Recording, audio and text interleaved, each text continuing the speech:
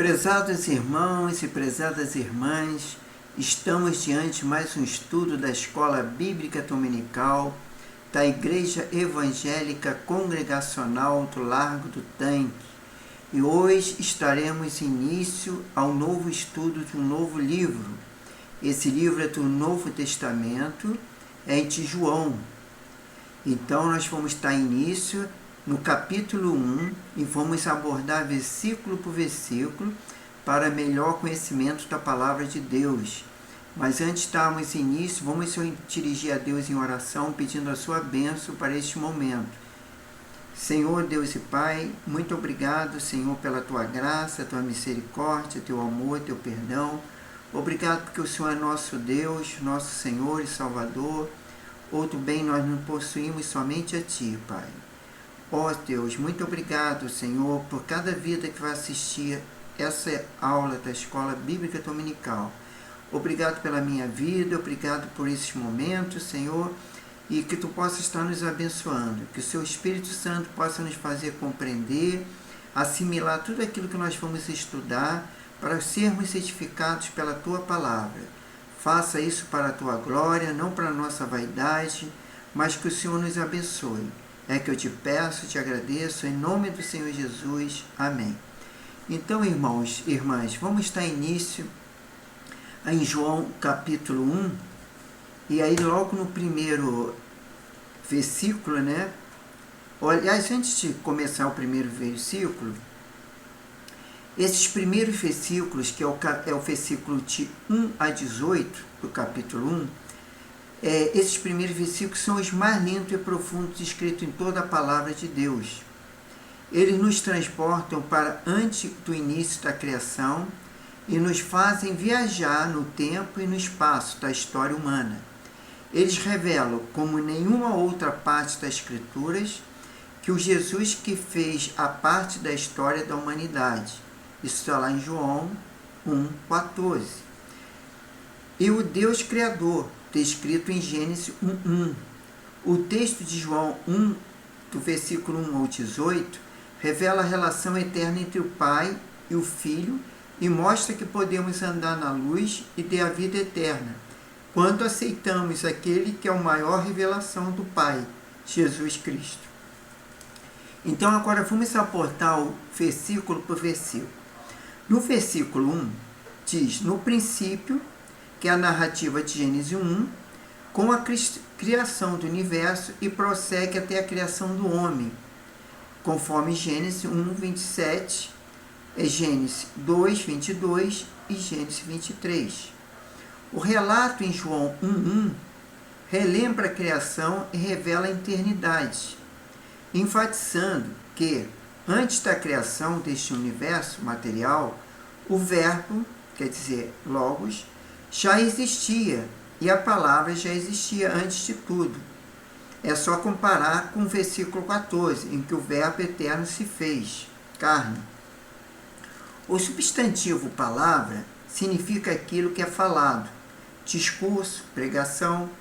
Na tradução do Antigo Testamento, do hebraico para o aramaico, esse vocábulo é traduzido por Deus já no termo grego, logos, que consta na Septuaginta e era usado no círculo intelectuais gregos para expressar a força material e que rege todo o universo. A mente soberana que governa e dá sentido a todas as coisas, contudo, apesar do Novo Testamento ser escrito em grego. O conceito que havia na mente de João era o Antigo Testamento. O verbo aqui é a expressão ou a manifestação de Deus, conforme João 1, 14 e 18. Sem dúvida alguma, João se referia a Jesus. E por isso, que esse evangelho começa com a ideia que Jesus, o verbo, a maior manifestação de Deus ao homem, já existia quando o universo material foi criado. O fato que o verbo estava com Deus expressa um relacionamento íntimo, uma ideia de comunhão face a face. No mundo antigo, as pessoas de mesma classe social deviam sentir-se com o mesmo nível, uma de frente para a outra, E isso era algo muito importante. Portanto, a preposição com indica relação pessoal e também situação do mesmo status. O Verbo, o próprio Jesus Cristo, é alguém que tem íntima comunhão com o Pai. Além disso, o Verbo estava com Deus. A construção grega dessa frase enfatiza que o Verbo tem as mesmas características de Deus. Desse modo, o Evangelho de João começa com uma frase simples, singela, confirmando a pré-existência, a eternidade e a personalidade e a divindade dos Logos. Jesus Cristo, ele é diferente do Pai, mas ainda assim é Deus. O Cristo, já no versículo 2, vem que o Cristo não veio a tornar-se uma pessoa ou filho de Deus em algum momento da história. Ao contrário, o pai e o filho sempre existiram e tinham um relacionamento amoroso com o outro. Bom, eu não sei se os irmãos notaram, mas eu não estou repetindo o versículo 2, em alguns casos, tá? Eu estou fazendo um resumo, uma explicação sobre o versículo. Então eu não estou, que depois os irmãos começam a ler o livro de João e no capítulo 1, por exemplo, vai pegar de versículo a versículo, vai ler, né, esse capítulo, e aí nessa consequência pode escutar a aula e aí vai acompanhar através da palavra de Deus lá na mensagem. Só que eu não estou repetindo o versículo, mas algumas partes eu repito, tá? Mas nem todas eu vou repetir. Então vamos partir agora para o versículo 3. Todas as coisas foram feitas por ele, antes da criação. O verbo já existia. O tempo verbal aqui aponta para a existência eterna. A criação, contudo, teve um início em João 1,3. Ela não é eterna. Deus Pai criou o mundo por meio de seu Filho. Jesus não foi parte da criação. Todas as coisas foram criadas por Ele, por Jesus. Ele é o Deus Criador. O ensinamento bíblico sobre a criação, confirmado nesse versículo, esclarece que ele foi completo. Aqueles que creem na teoria da evolução e da reencarnação afirmam que a criação é uma obra contínua. No entanto, a criação foi realizada de forma plena, completa, por Deus, como vemos em Gênesis 1. Ele agora está apenas cuidando de tudo o que criou. Entendeu? E veja que, já no versículo 4, veja que não está escrito aqui que a vida foi criada, ela já existia em Cristo, conforme João 5,26 e 6,57, e 10,10, 11,25, e 14,6, 17,3 e 20,31. Eu estou falando do capítulo e do versículo lá de João, que tem referência sobre isso. O homem depende de Deus para viver. Nossa existência física e espiritual depende do poder provedor de Deus. Mas o Filho, por outro lado, assim mesmo tem a vida por toda a eternidade. A vida de Jesus Cristo também é a luz dos homens. Essa figura de linguagem nos traz o conceito da revelação. Por ser a luz, Jesus Cristo revela ao homem tanto Deus como o pecado, conforme Salmos 36, 9. Assim, nesse evangelho, pouco mais à frente, Jesus declara que é a vida, lá em João 11, 25, e é a luz também, em João 8, 12.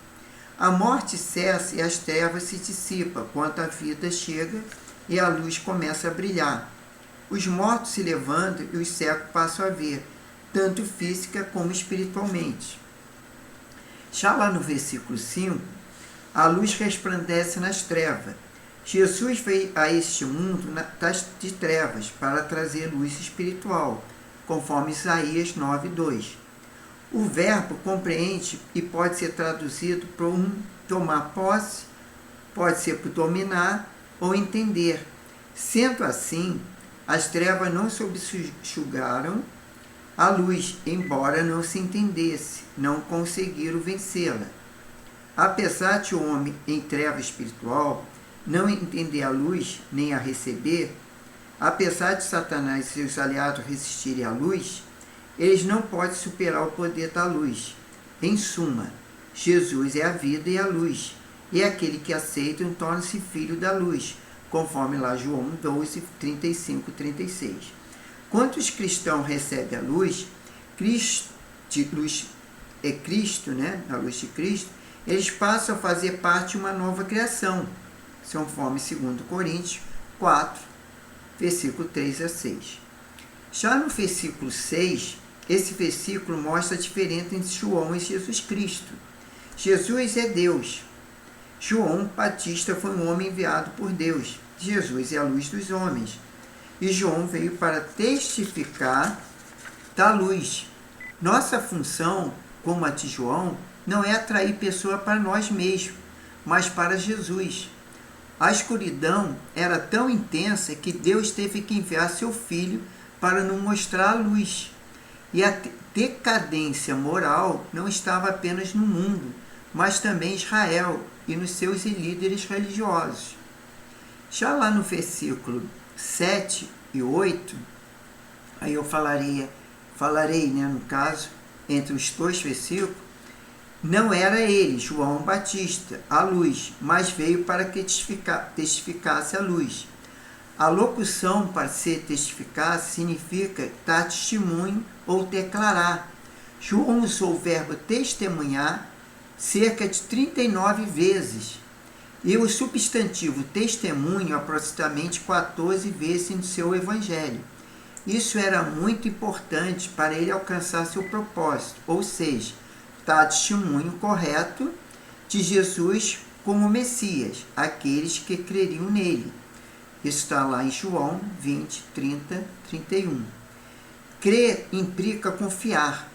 João usa o verbo crer quase 100 vezes para enfatizar que uma pessoa precisa fazer para receber o dom da vida eterna.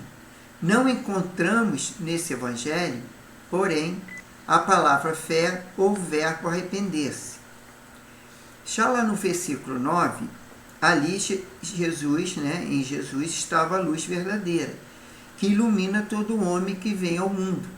Para trazer maior compreensão à encarnação do verbo, esse versículo poderia ser assim traduzido, abre aspas, essa é a verdadeira luz, Jesus, que veio ao mundo para iluminar todos os homens, fecha aspas. Jesus se tornou homem para revelar a verdade a todas as pessoas. Ele revela a todo homem que vem ao mundo, a quem é o Criador, e a criação revela a todos na terra quem há um Criador no céu, conforme Romanos 1:20. A inclusão de todas as pessoas aqui contrasta com o exclusivismo por Israel no pacto antigo. Os profetas judeus ensinaram, e muitos judeus creram, que nos últimos dias a profecia em Zacarias 14 se cumpriria, e os gentios se converteriam. Isto também contrasta com a ótica das sociedades gregas e romanas.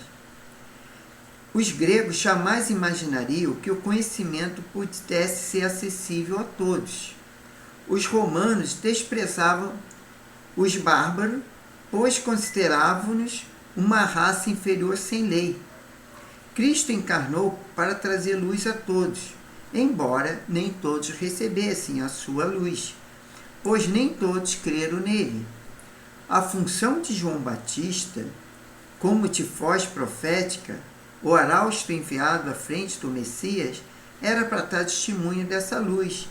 E nós, hoje, temos que aproveitar toda e qualquer oportunidade para refletir essa luz e dar testemunho dela? Dependendo do contexto, o termo mundo pode significar o universo, a terra, a humanidade, ou o sistema humano, contrário ao reino de Deus. Nesse texto de João, significa a terra, o local onde vive a humanidade. Já no versículo 10 e 11, o verbo conhecer, no versículo 10, significa não apenas ter o conhecimento, mas também receber este conhecimento, essa pessoa, de bom grado, mas, de vez de receber, a Jesus ter braços abertos. O mundo virou as costas para ele, e a aceitação é a rejeição do Messias. São os temas que começam nesse prólogo e aparecem em todo o Evangelho de João. Já no versículo 12, a frase aos que creem no seu nome aparece 3 vezes no Evangelho de João, conforme João 1, 12, também João capítulo 2, 23 e capítulo 3, versículo 18. O termo nome desse versículo não se refere à maneira como Jesus é chamado, mas o que representa o seu nome. O Senhor é a salvação, conforme João 3, 14 e 15. Neste contexto, significa crer que Jesus é o Verbo, a vida é a luz, ou seja, ele é o Cristo, o Filho de Deus, conforme João 20, 31. A expressão deu-lhe o poder refere-se ao direito legal de assumir a posição de Filho de Deus. Nenhum de nós era filho de Deus, na verdade, por natureza. Éramos filhos da ira e estavam condenados à morte e ao inferno. Imagine um miserável ser adotado como filho por um rei e receber o direito de suas riquezas e seu status de realeza, por meio da fé, crendo em Jesus. Os pecadores, destituídos todos e qualquer direito, tornaram-se membros da família de Deus. Lá no versículo 13, os quais não nasceram do sangue, nem na vontade da carne, nem na vontade do varão, mas de Deus. Esse novo nascimento, que experimentam aqueles que creem em Jesus, é espiritual. Os nascidos do Espírito nasceram do sangue, ou seja, estão ligados aos laços consanguíneos, mas são frutos da fecundação natural. Não foram gerados pela vontade da carne, isto é, pelas nossas próprias forças ou vontade. O novo nascimento é uma obra feita somente por Deus. É um dom que recebemos gratuitamente, conforme João 4, 10 e 14. E não uma recompensa pelos nosso esforço pessoal. O novo nascimento está baseado no relacionamento individual com Cristo, e não em nossa condição pessoal. Cristo é o único mediador entre Deus e o homem. Cristo é a vida, conforme João 4, 14 e 6, e aqueles que creem nele nasceram de Deus, pois receberam a vida espiritual. Já no versículo 14, o Verbo se fez carne e habitou entre nós. O Verbo, logo, aquele que sempre existiu e fez. Gigonai é uma ação concreta, carne e sarge, e habitou entre nós. O versículo 1 fala da natureza divina, eterna de Cristo e suas obras, o que transcende o tempo e o espaço. Aqui já no versículo 14, o Verbo entra na dimensão do tempo e no espaço, materializa e faz carne e muda a história da humanidade. O Filho de Deus, que existia desde a eternidade, conforme Filipenses capítulo 2, versículos 5 a 9, por um tempo abriu a mão de seu estado eterno e imortal e sua condição divina, e fez homem. Ele se tornou um ser humano, limitado pelo tempo e espaço, sujeito à dor, à morte. Jesus Cristo se identificou completamente conosco como um homem, mas ele não tinha pecado, pois o pecado não fazia parte da natureza humana antes da queda. Sendo assim, João usou a palavra carne nesse versículo para aludir à natureza humana e não sua propensão para o pecado, diferente do apóstolo Paulo, em Romanos 8, 1 a 11. Deus habitou entre nós, e o verbo traduzido como habitar é de origem grega que significa tabernacular. Alude à ideia de armar uma tenda no Antigo Testamento. O tabernáculo era uma tenda móvel armada no meio do acampamento dos israelitas e que representava a presença de Deus no meio do seu povo. Isto aponta para o desejo do nosso Criador ter comunhão conosco. Deus não é um tirano arrogante que fica ditando ordem do seu trono no céu. Apesar de ser rei e senhor, ele quer viver entre nós. Para isso chegou a fazer um homem para habitar conosco. E vimos sua glória no Antigo Testamento. A palavra glória estava ligada à presença divina, conforme Êxodo 33, versículo 18. Assim como Deus manifestou sua glória no tabernáculo edificado por Moisés, em Cristo ele revelou a sua presença divina e o seu caráter, conforme João 18, 6 e João 20, 26 a 27. Como a glória do unigênito Pai, Jesus é unigênito de Deus, conforme João 3, 16 e 18. E o único filho, mesmo termo é usado para Isaac, lá em Hebreus 11, 17. Embora esse não fosse o único filho de Abraão, mas era o único filho da promessa. No Evangelho de João, o que não nasceram do sangue, nem da vontade da carne, nem da vontade,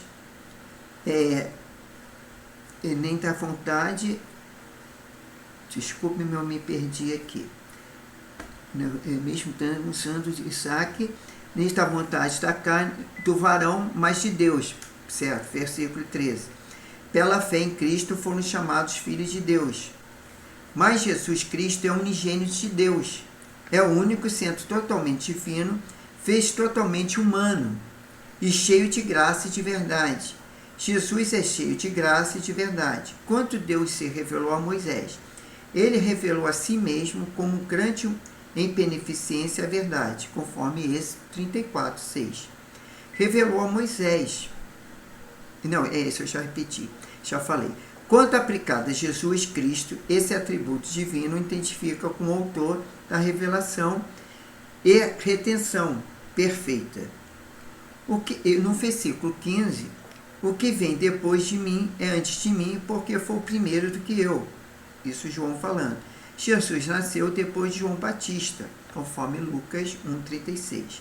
E começou seu ministério depois dele. Entretanto, João Batista que Jesus era antes dele, pois já existia desde a eternidade. João Batista é um exemplo do maravilhoso, da humildade necessária para quem cumprir seu ministério diante de Deus. Ele conhecia muito bem a mensagem específica de Deus, havia designado para ele pregar, e não se desviou dela. Já no versículo 16, a maioria das pessoas atribui a palavra do versículo 15 a João Batista, a palavra dos versículos 16 e 18. Porém, são de João, o escritor desse evangelho, embora também possam ter tido por João Batista, a expressão graça sobre graça significa várias manifestações da graça, termo também usado no versículo 17, que encontra em Êxodo 32 e 34. Moisés e o povo de Israel receberam a graça de Deus, que tinham uma grande necessidade de receber mais graça, conforme Êxodo 33, 13. A plenitude da graça é a encarnação do Verbo. Agora partiremos para o versículo 17. Em todo o Novo Testamento, graça é o favor de Deus concedido ao homem pecador, independente de sua obra e do seu mérito. A lei foi dada por Moisés e a graça e a verdade vieram por Jesus Cristo. João não está desmerecendo a lei ou Moisés nesse versículo. A lei a graça não eram antagônicos no Antigo Testamento. Quem estava sob a lei no Antigo Testamento também era salvo pela graça, conforme Êxodo 34, 6, 7. E em Êxodo 34, 6, 7, a Ian se revela como Deus, piedoso e misericordioso, embora a parte B do versículo 7 seja dito que ele não tem ocupado por inocente, ou seja, ele é justo e age com justiça. Jesus reúne esses mesmos atributos divinos, a graça que assegura o perdão e a justiça que garante o juízo previsto na lei para aqueles que cometem pecado. Além disso, Jesus experimentou em seu próprio corpo o castigo pelos pecados cometidos pelo homem e, desse modo, perdoou os transgressores. Sendo assim, João não disse que a lei começou com Moisés. E Jesus trouxe a graça. Ele assinalou que em Cristo graça e justiça, ou a verdade, se manifestam como uma coisa só, embora a graça e a verdade manifestada por Deus por meio da lei dada a Moisés fosse abundante, e na pessoa de Jesus Cristo que elas alcançaram plenitude da revelação.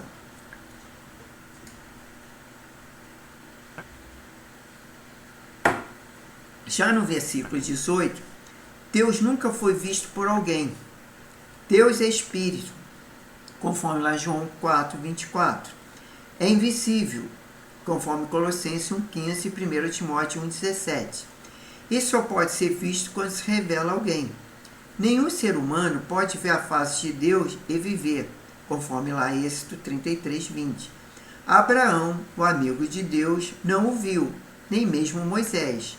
Aquele pelo qual a lei foi dada a Israel não pode ver a face de Deus, conforme Êxodo, capítulo 33, versículos 22 e 23.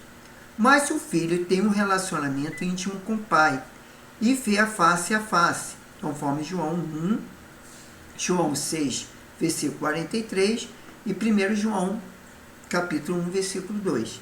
Deus se tornou compreensível aos olhos humanos por meio de Jesus. Nós podemos ver a face, o caráter de Deus por meio do seu Filho.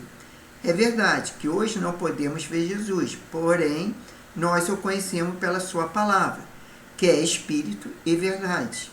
O Filho unigênito que está no seio do Pai, ele fez conhecer. E o seio aqui é usado aqui para expressar uma íntima comunhão, conforme João 13, 23 e Lucas 16, 23. Aquele que o Filho unigênito do Pai e que se conhece intimamente, veio a esta terra e o fez conhecer. O termo unigênito significa o único da espécie, expressa a ideia de intimidade profunda e comunhão que Jesus tem com o Pai. O verbo conhecer também pode ser traduzido por revelar. Portanto, Jesus Cristo, tendo a mesma natureza divina do Pai, tornou-se homem para revelar Deus a nós. E também decidiu trazer-nos a misericórdia, juízo, graça e verdade. Uma das muitas bênçãos da graça é o conhecimento de Deus. E quanto mais conhecemos a sua glória, como nós é revelado nessa Escritura, mais somos transformados na mesma imagem, conforme 2 Coríntios 3,18.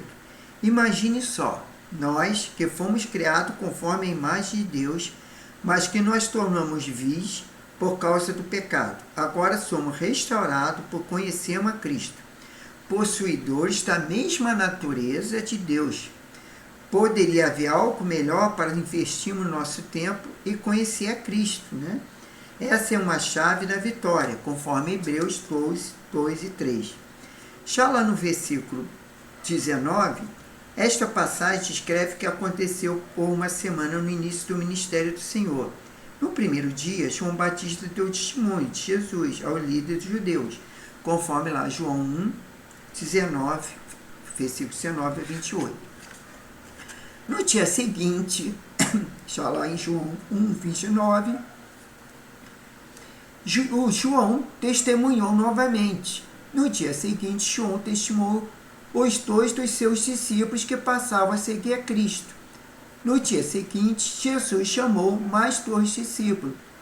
E no terceiro dia, ou seja, o terceiro dia, após o último dia mencionado, Jesus vai para Canaã com seus novos discípulos. A viagem de Betânia a Jericó, na Judéia, conforme João 1, 28, levava cerca de 3 dias de caminhada.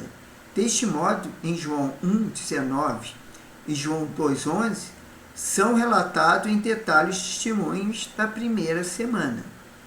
Já lá no versículo 19 e 20, os judeus aqui são os líderes judeus que compunham o Sinédrio e obseram-se ao Senhor Jesus. O Sinédrio era responsável por avaliar todo aquele que fosse acusado de falso profeta ou blasfemo, bem como outros crimes de natureza religiosa. O Sinédrio era composto sobretudo de membros de dois grupos religiosos influentes da época, os saduceus e os fariseus. A delegação que foi investigar João Batista é dos fariseus, conforme João 1,24. A pergunta que eles fizeram a João Batista foi: quem és tu? João afirmou que não era o Messias. No primeiro século, muitos esperavam a vinda do Messias, anunciados pelo profeta do Antigo Testamento. E a preocupação principal dos líderes judeus era manter a paz sob os olhares de Roma. Por isso estava atento a todos os supostos Messias. João foi rápido ao afirmar que não sou o Cristo. Já no versículo 21 e 22, tu és o Elias? Perguntou. Era uma promessa do Antigo Testamento que Elias viria antes do dia do grande e terrível dia do Senhor, conforme Mateus 4,5. És tu profeta? Perguntou. Moisés profetizou que o Senhor enviaria um profeta como ele, conforme Deuteronômio 18,15. João Batista negou, ser tanto como um como o outro. Ele não tinha nenhuma intenção de se passar pelo Messias. E assim como João, não devemos ter nós mesmos um conceito mais elevado do que realmente somos, mas ao contrário, devemos ter um conceito equilibrado de acordo com a medida de fé que Deus nos concedeu, conforme Romanos 12, versículo 3. Já no versículo 23, a voz de Cristo é o verbo e João Batista a voz, quando foi pressionado a dizer quem era. João Batista afirmou ser o cumprido de Isaías 43. Vós que clama no deserto, preparai o caminho do Senhor, endireitai no ermo de veredas do nosso Deus. No dia de Isaías havia poucas estradas. Quando o rei viajava, as estradas eram construídas para que a carruagem real passasse por ela e não ficasse atolada na lama. Isaías disse que antes de Deus aparecer para se manifestar a sua glória, uma voz seria ouvida, convidando Israel a endireitar o caminho por onde o próprio Deus passaria. João identifica a si mesmo: eu sou a voz que clama no deserto, endireitai o caminho do Senhor. Já lá no versículo 24, os fariseus constituíram uma seita muito influente com quase 6.000 membros. Além de serem exímios intérpretes da lei em Israel, eles também eram extremamente zelosos quanto aos costumes e às tradições. Nem todos os fariseus eram como os que foram descritos por João, conforme João 5,20. Porém, de maneira geral, esses líderes religiosos não aceitaram o Messias. Já no versículo 25, realizar o ritual e o batismo era o mesmo que assumir uma posição de autoridade. Os fariseus questionaram João Batista quanto à autoridade que ele possuía para realizar tal ato religioso. Por que batistas? Se és tu não é o Cristo, nem Elias, nem o profeta? As autoridades judaicas estavam que eram os únicos detentores do direito de legitimar pregadores religiosos. A judaica achava que eram os únicos, a autoridade de João. Contudo, havia sido dada por Deus e ele conhecia muito bem sua missão, conforme João 1,26. E a realizou no espírito e na virtude de Elias, conforme Lucas 1,17. Já no versículo 26 e 27, que diz: este é aquele do qual eu não sou digno de desatar as correias das sandálias. Isso João falando. Desatar as correias das sandálias era o trabalho de escravo. Os Talmudes judaicos prescrevia, entre aspas, tudo que o servo faz para o seu senhor, o discípulo deve fazer para o seu mestre, menos a tarefa humilhante de desatar as correias das sandálias. Fecha aspas. Com aquela declaração no versículo 26, João Batista estava dizendo: Jesus Cristo é o Deus vivo. Eu sou a voz que clama no deserto, seu servo e escravo. Já no versículo 28, a localização de Betânia era incerta. Alguns acham que Betânia que não é a mesma que a conhecemos, próxima a Jerusalém. Do outro lado do Jordão significa o lado oriental do rio Jordão. E este, com toda certeza, era o local onde João batizava. Já no versículo 29, eis o Cordeiro de Deus que tira o pecado do mundo. No Antigo Testamento, os israelitas sacrificavam o cordeiro na festa da Páscoa, conforme lá Êxodo 12, versículo 21, como oferta a Deus, conforme Levítico 14, 10 a 25. Jesus Cristo é o Cordeiro de Deus, que foi oferecido como sacrifício pelos pecados, não apenas de Israel, mas de toda a humanidade, conforme Isaías 52, versículo 13, Isaías 53, versículo 12. Com essa magnífica frase, a introdução do seu evangelho, João revela, resumidamente, todo o plano da redenção do Antigo Testamento. Já no versículo 30, um homem que foi antes de mim.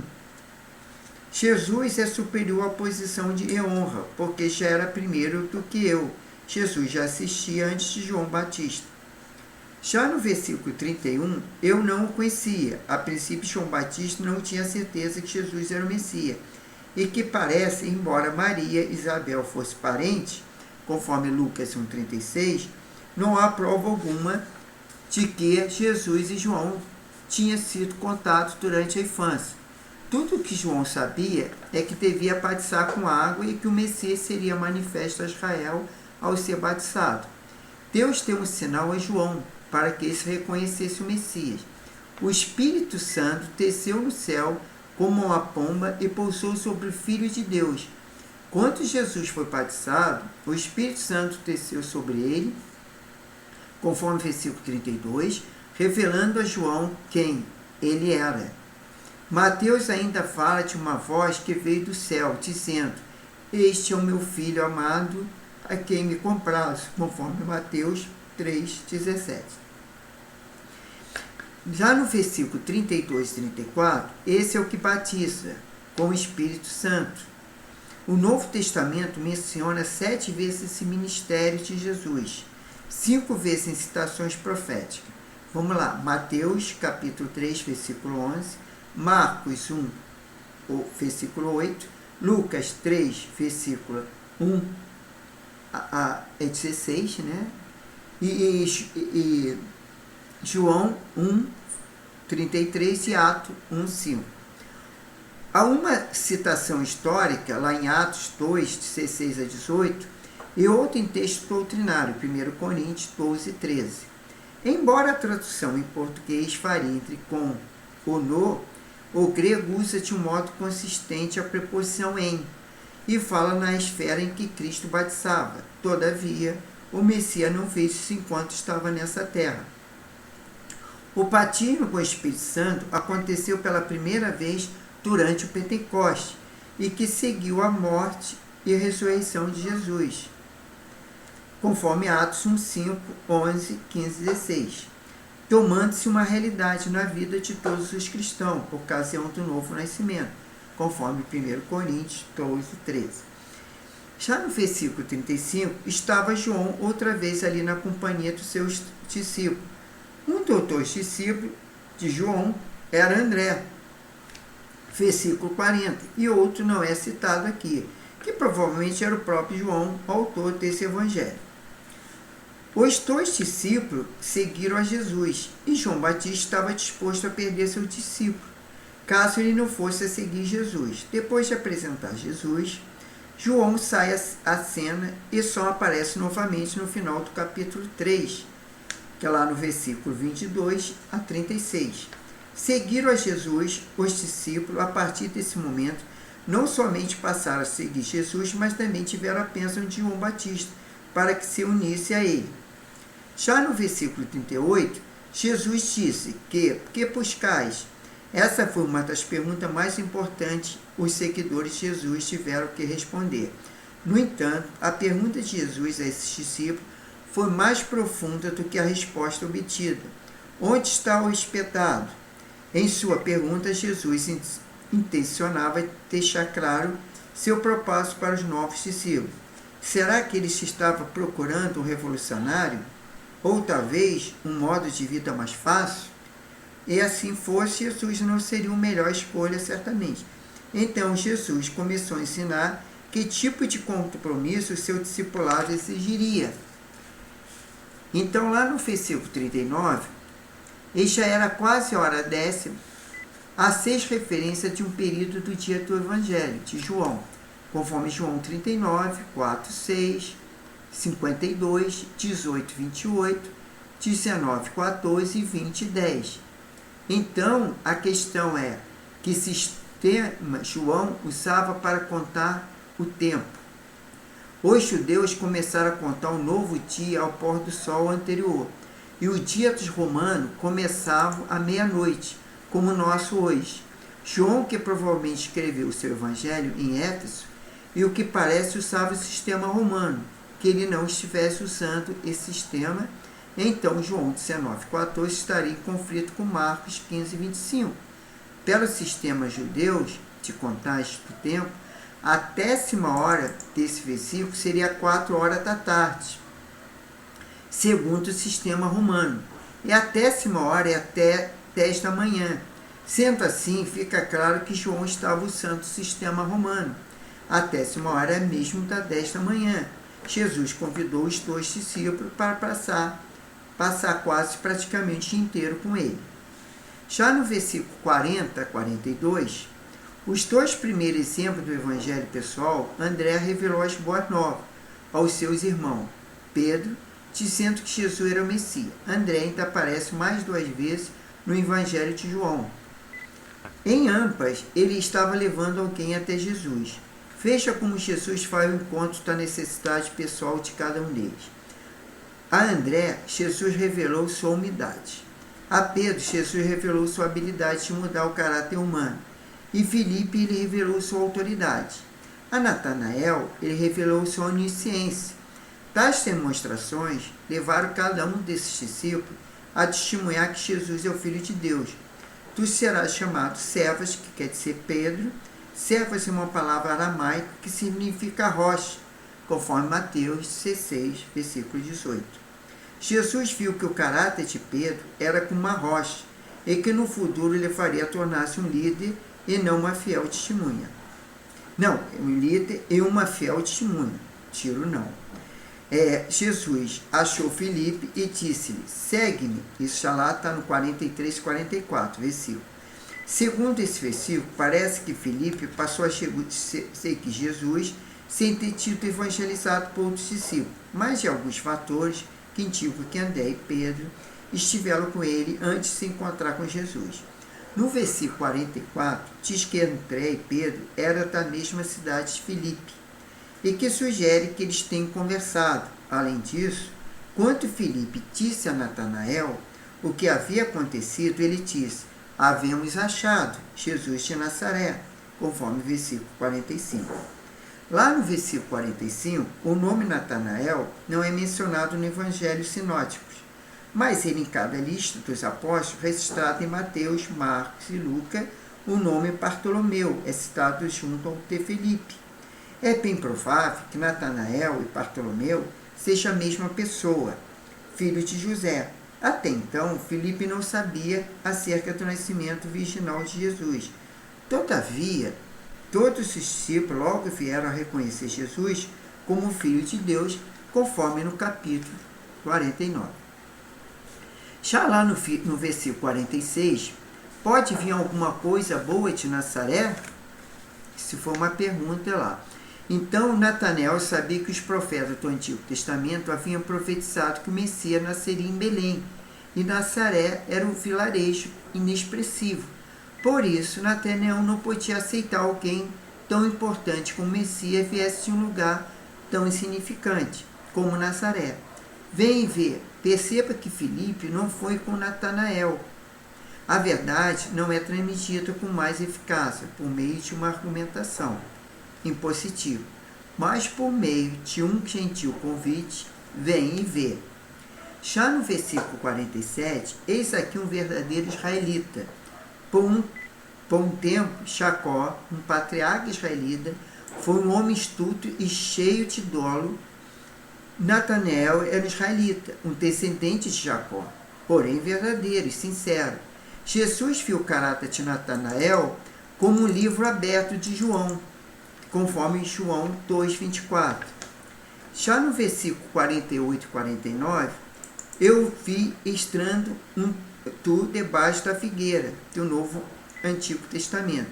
Esse termo sugere ideia de descanso e segurança. Em 1 Reis 4,25 e Zacarias 3,10. Natanael talvez estivesse meditando debaixo de uma figueira sobre o sonho de Jacó, citado no versículo 50 e 51. Te vi eu, Jesus aqui demonstra seu conhecimento sobrenatural. O que parece foi que convenceu Natanael, sabedor de tal detalhe de sua vida. De Jesus tinha de ser o Filho de Deus, o Rei de Israel, conforme João 20:31. Esses dois títulos se referem ao Messias. Já no versículo 50, coisas maiores que essas verás. Jesus garantiu a Natanael que ele veria manifestações sobrenaturais ainda maiores no futuro. Jesus poderia estar referindo ao milagre do capítulo 2 ao 11. Ele poderia estar se referindo também à futura glória de Cristo na vinda do Filho do Homem, conforme João 1:51 e Daniel, capítulo 7, versículo 13. Já no versículo 51, que é o último do capítulo 1 de João, vereis o céu aberto e os anjos de Deus subirem e descerem.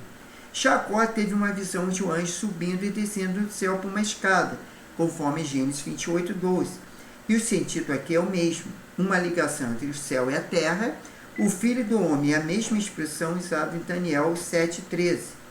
Para se referir a um ser celestial, era a maneira que Jesus mais gostava de referir-se a si próprio, conforme Mateus 8:20 e Marcos 2:10. Então, nós aí terminamos, né, o primeiro capítulo no capítulo de João. E aí, quer dizer, nós terminamos e na próxima aula já falaremos do capítulo 2 de João. Eu peço aos irmãos e irmãs que vão assistir essa aula que procure. Eu até tinha anunciado que talvez eu ia falar do livro de João, mas eu tinha falado também na última aula que eu conversaria com o pastor Tiago para o aval dele se eu poderia de fato falar sobre o livro de João ou então o outro que ele escolhesse.